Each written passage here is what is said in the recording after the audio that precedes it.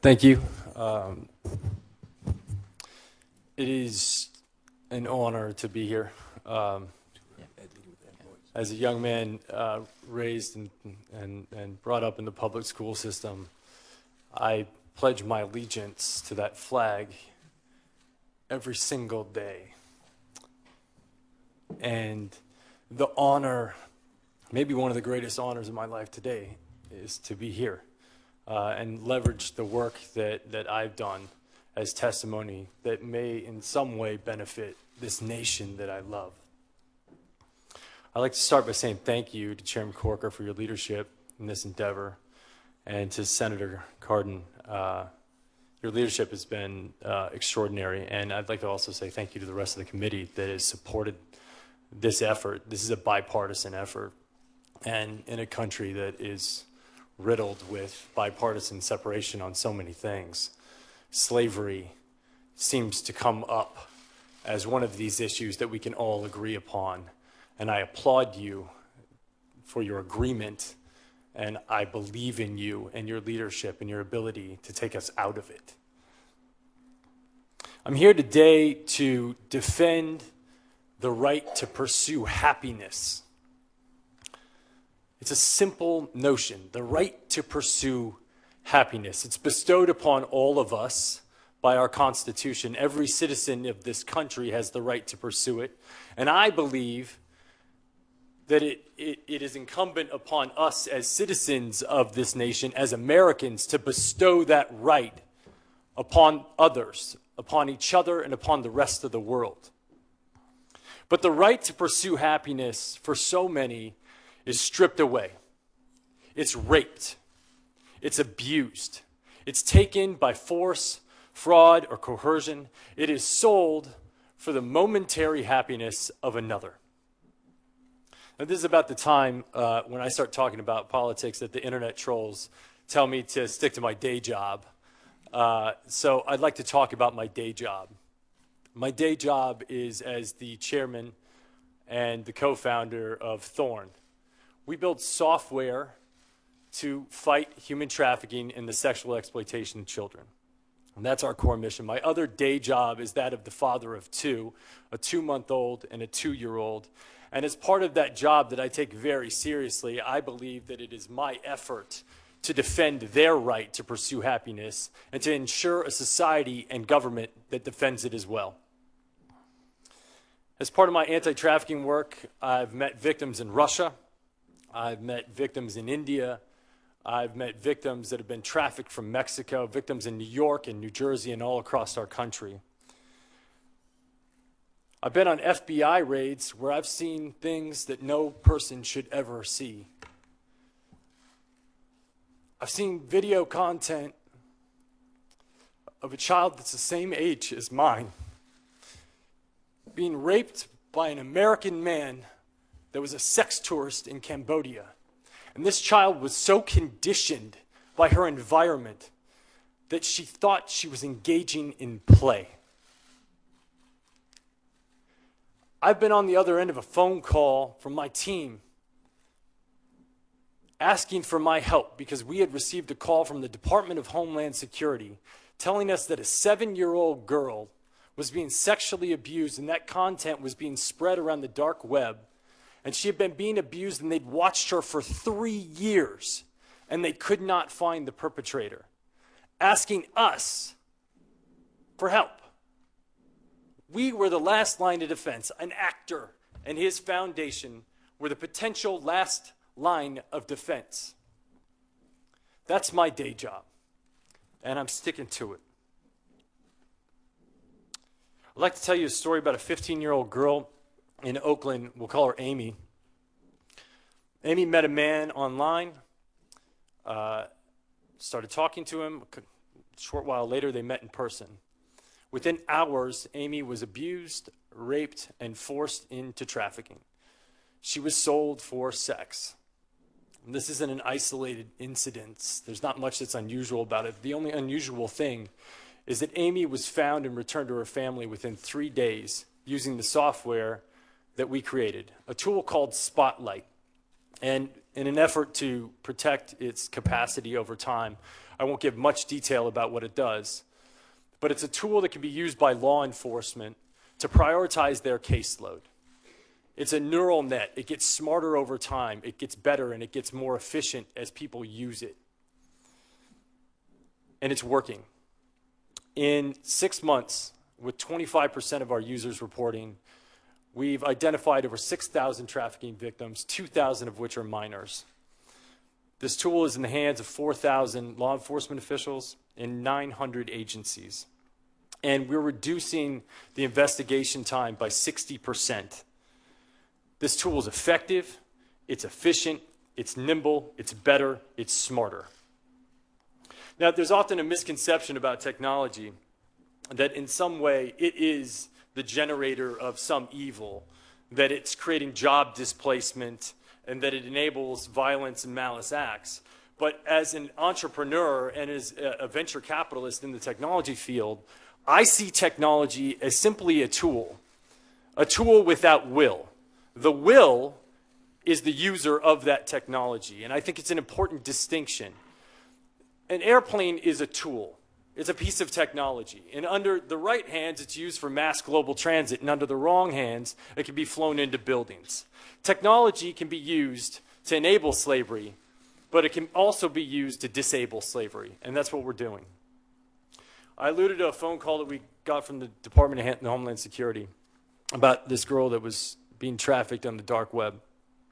Now, it's interesting to note that the dark web was created in the mid-90s. It was a tool that was created by the Naval Research Lab called Tor, a tool with absolute purpose and positive intention for sharing intelligence communications anonymously. It's also been used to help people who are being disenfranchised by their government within political dissent in oppressive regimes. But on the other side, it's used for trafficking. For drug trafficking, for weapons trafficking, and for human trafficking. And it's also the warehouse for some of the most offensive child abuse images in the world. Now, when the Department of Homeland Security called us and asked for our help and asked if we had a tool, I had to say no. And it devastated me. It haunted me. Because for the next 3 months, I had to go to sleep every night and think about that little girl that was still being abused. And the fact that if I built the right thing, we could save her. So that's what we did. And now, if I got that phone call from Greg, wherever you're at, the answer would be yes. We've taken these investigation times of dark web material from 3 years down to what we believe can be 3 weeks.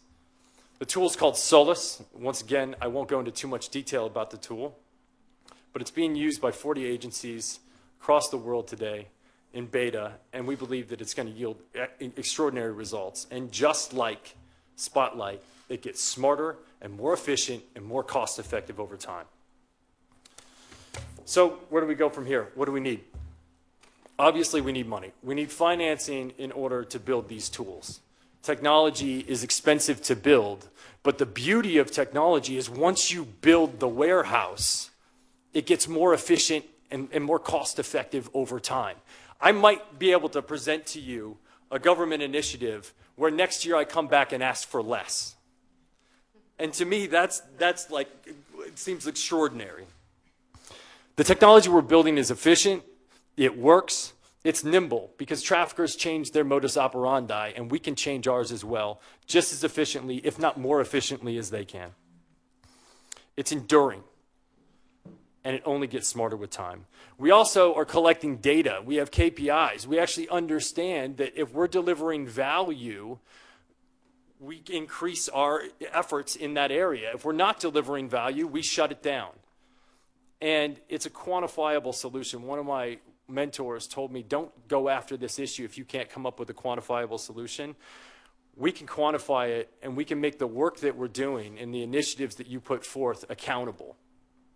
My second recommendation is to continue to foster these private-public partnerships. Spotlight was only enabled by the McCain Institution and the full support of Cindy McCain, and a man that I find to be not only a war hero, but a hero to this issue, John McCain. It wasn't just created by them. There was extraordinary support from the private sector. Company Digital Reasoning out of Tennessee stepped up to the plate. They offered us effort. They offered us engineers. They offered us support and pro bono work. We've had the support of companies that oftentimes war with each other, from Google to Microsoft to AWS to Facebook. And some of our other technology initiatives include many, many other private companies. It's vital to our success. These private-public partnerships are the key. The third thing I'd like to highlight is the pipeline. You know, we sit at the intersection of discovery of these victims, but the pipeline in and the pipeline out are just as vital and just as important, and addressing them are just as important. I'd like to highlight one thing in particular, that being the foster care system. There are 500,000 kids in foster care today. I was astonished to find out that 70% of the inmates in the prison across this country have touched the foster care system, and 80% of the people on death row were at some point in time exposed to the foster care system. 50% of these kids will not graduate high school, and 95% of them will not get a college degree. But the most staggering statistic that I found was that foster care children are 4 times more likely to be exposed to sexual abuse. That's a breeding ground for trafficking. I promise you that's a breeding ground for trafficking. But the reason I looked at foster care is that it's a microcosm. It's a sample set that we have pretty extraordinary data around to date, even though we can't seem to fix it.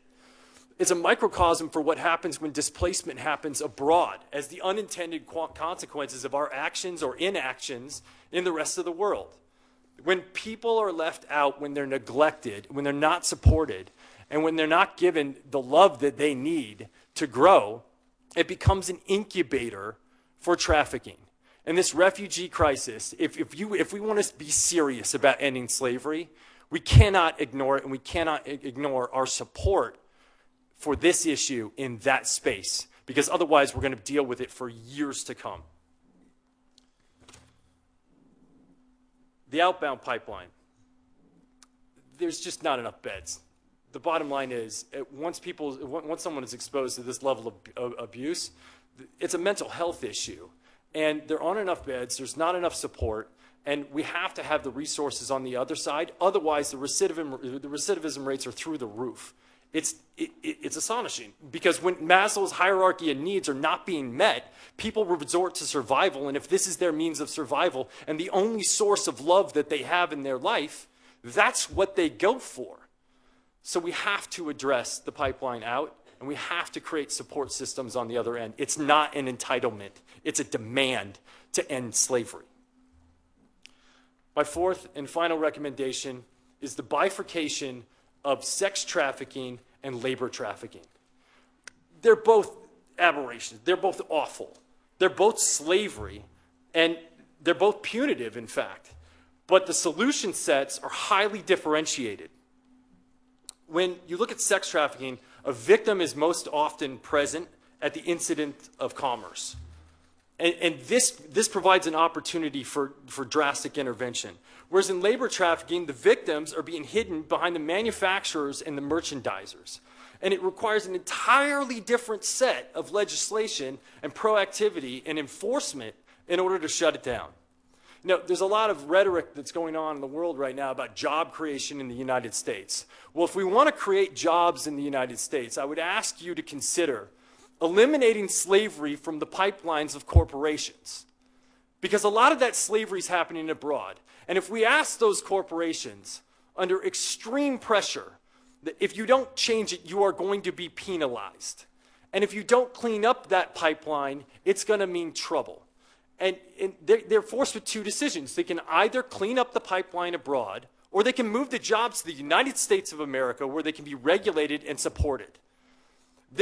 Bringing jobs to America can be the consequence of doing the right thing, or it can be the consequence of doing the wrong thing. But that choice is up to you. Now, it's not lost on me that all of this disruption in our marketplaces is going to have economic backlash. Like, that is not lost on me at all. But I ask you, do you believe that Abraham Lincoln had to consider the economic backlash of shutting down the cotton fields in the South when he shut down slavery? Because I'm sure that weighed on his mind. You know, happiness can be given to no man. It must be earned. It must be earned through generosity and through purpose. But the right to pursue it,